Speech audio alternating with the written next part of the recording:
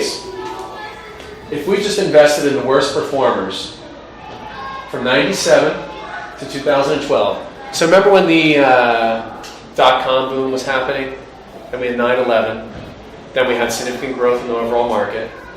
And then the burst. And then a bit of rebound. So this shows 2 full market cycles. If we picked the worst performers, this would have been our return, $260,000. If we were saying, I'm buying just the best performers, the ones that did the best each year, picking that one, a lot of volatility. Which one does better?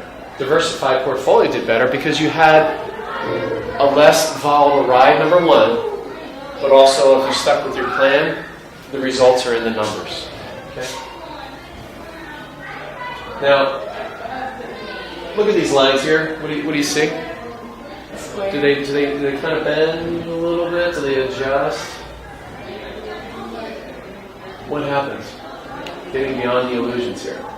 So, at the end of the day, a lot of people have a lot of confidence in the market right now. Why is that?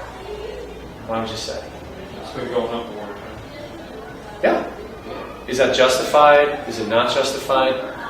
When we find that people are investing in their 401ks and other types of plans and other assets, the market has kept going up, and it seems that you can't lose. Now, I was at dinner the other night, and I'm not calling a top in the market by any means. We don't make predictions like that. It just doesn't matter. We focus on the allocation diversification. But the couple across from us was telling the other couple that they were having dinner with that they just flipped successfully their 6th house. Is that kind of reminiscent of 2007, 2008? Is it a little frothy out there? Are people a little bit overconfident in what's happening in the overall marketplace? Are people allocated right? When people have more confidence, they take more risk. And then all of a sudden, the market backs down, their investment or whatever it is backs down, and they say, what did I do? How did that happen? You lose focus over time. So we always say, don't go in alone. Work with a professional, work with someone who knows what they're doing, whatever the case might be, get a secondary opinion. Whether it's with us or someone else, it doesn't matter, but everyone needs to have that particular opinion. Just like if they meet with a doctor and the doctor says, hey, you're ill, we need to do a surgery tomorrow, and you might not think they're 100% right, what are you going to do? Say yes? No, you're going to go out and get a secondary opinion. Educate it, create a strategy. Find out what exactly you're trying to do. Are you trying to get income, estate planning? Are you trying to plan for longevity risk? What is that particular case?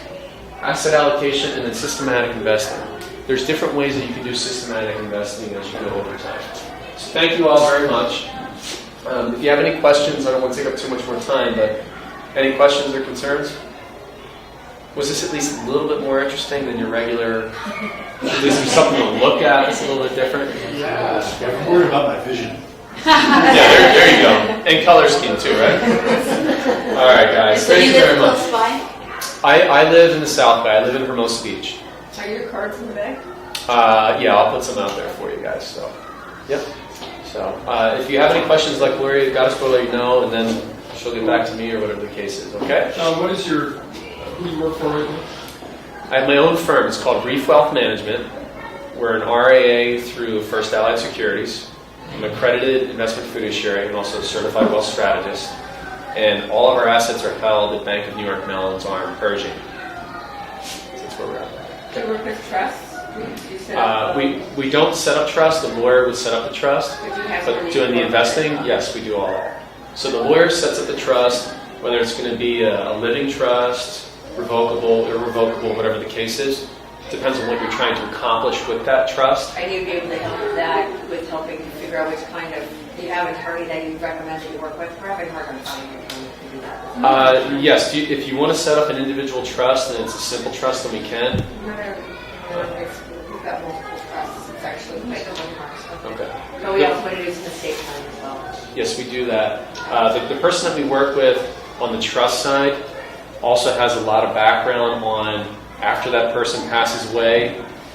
That's when everyone comes out of the woodwork and they say, oh, no, I'm supposed to be the one. No, I'm supposed to be the one that's in the trust, whatever the case is. He's the one that goes through the arbitration and knows all those particular rules.